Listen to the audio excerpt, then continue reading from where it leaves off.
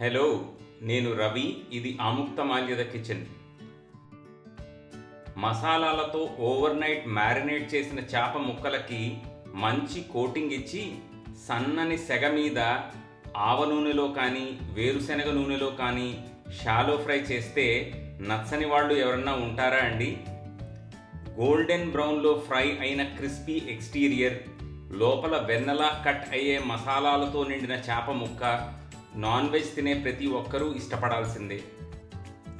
మేము మా రెస్టారెంట్ కోసం పర్ఫెక్ట్ చేసిన ఈ రెసిపీని ఈరోజు మీకు చూపిస్తాను. ఆముక్తమాల్యద కిచెన్లో అన్ని రెసిపీసు గ్రామ్స్లోనే ఇస్తాము. గ్లాసులు, చెంచాల కొలతలతో ప్రిసైజ్ మెజర్మెంట్స్ చేయడం అవదు అని మా అభిప్రాయం. అమెజాన్లో ఒక కిచెన్ వేయింగ్ స్కేల్ కొని మీరు కూడా ట్రై చేయండి. తప్పకుండా నా అభిప్రాయంతో ఏకీభవిస్తారు. రెసిపీ స్క్రీన్ షాట్ తీసి పెట్టుకోండి. మీరు చేస్తున్నప్పుడు చూస్తూ చేయొచ్చు. పాన్ ఫ్రైడ్ ఫిష్కి కావలసినవి ముందు చేప ముక్కలు. విత్ బోన్ అయినా వితౌట్ బోన్ అయినా తీసుకోవచ్చు. నాకు చేప ముక్కల్లో ముళ్ళు ఉంటే ఇష్టం ఉండదు. సో నేను ఫిలే అంటే బోన్లెస్ ఫిష్ తీసుకున్నాను. చేపలలో రకాలు, ఏ చేప ఏ వంటకానికి పనికి వస్తుంది అనే టాపిక్ మరెప్పుడన్నా మాట్లాడుకుందాం. మేము తీసుకున్న చేపని ఇంగ్లీష్లో సీ బ్యాస్ అని పిలుస్తారు.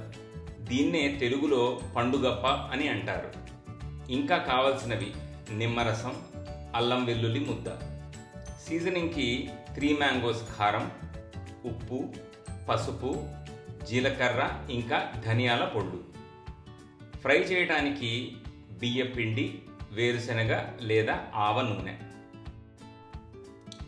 చేపలని ఇలా మరీ చిన్నగా లేక పెద్దగా కాకుండా కట్ చేసుకోండి. రెక్టాంగిల్ షేప్లో అయినా స్క్వేర్ షేప్లో అయినా.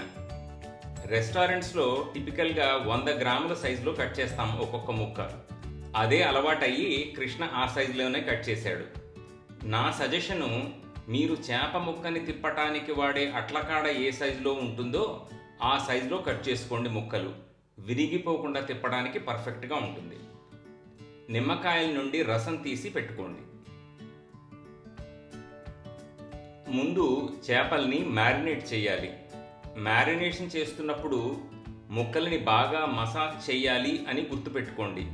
అలా చేయటం వలన ముక్క లోపల వరకు మసాలాలు వెళ్తాయి లాంటి మాటలు నేను చెప్పను, కానీ సర్ఫేస్కి బాగా పట్టి తింటూ ఉంటే బాగుంటుంది.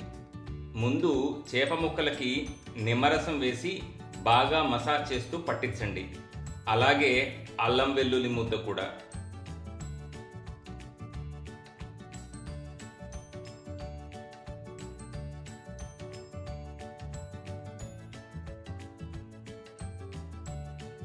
దాని తర్వాత ఉప్పు, పసుపు, కారం, ధనియాల పొడి, జీలకర్ర పొడి ఒక్కొక్కటి వేస్తూ చేప ముక్కలని బాగా మసాజ్ చేయండి.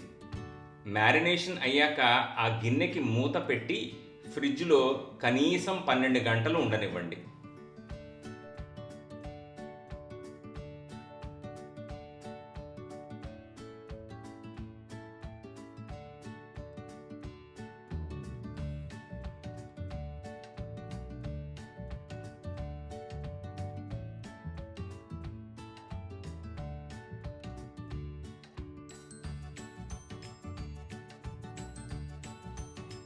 పన్నెండు గంటల మ్యారినేషన్ తర్వాత ఒక కాస్ట్ ఐరన్ పెనం తీసుకోండి. దాని మీద ఆవ నూనె కానీ వేరుశనగ నూనె కానీ వేయండి. ఆవ నూనె వేసినట్టయితే ఆ నూనె పొగలు వచ్చే వరకు కాచి చల్లార్చండి. లేకపోతే ఒక రకమైన చిరు చేదు ఉంటుంది. ఇప్పుడు ఒక ప్లేట్లో బియ్యపిండి తీసుకొని మ్యారినేట్ చేసిన చేప ముక్కలు ఇంకొకసారి బాగా కలిపి ఒక ముక్క తీసుకొని బియ్యపిండిలో వేసి అన్ని వైపులా బియ్యపిండి కోట్ అయ్యేటట్టు చేయండి.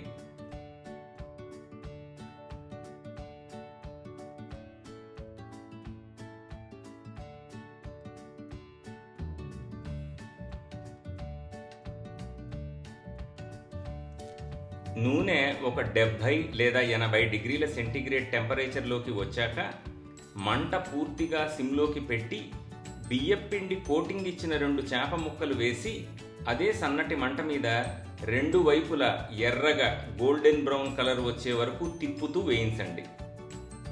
నూనె మరీ ఎక్కువ వేడిగా ఉండకూడదు అని గుర్తుపెట్టుకోండి. పెనం మీద నుండి తీసేశాక ఒక 5 నుండి 10 నిమిషాలు అలా పక్కన పెట్టి దాని తర్వాత సర్వ్ చేయండి.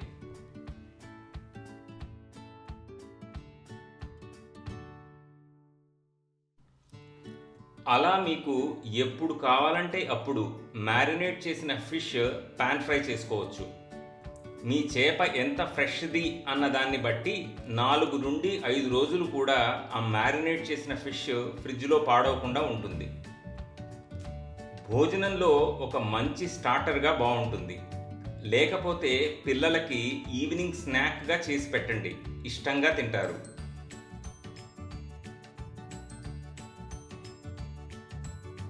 ఇక రసం అన్నంతో అంటారా, ఇంకా చెప్పే పనే లేదు.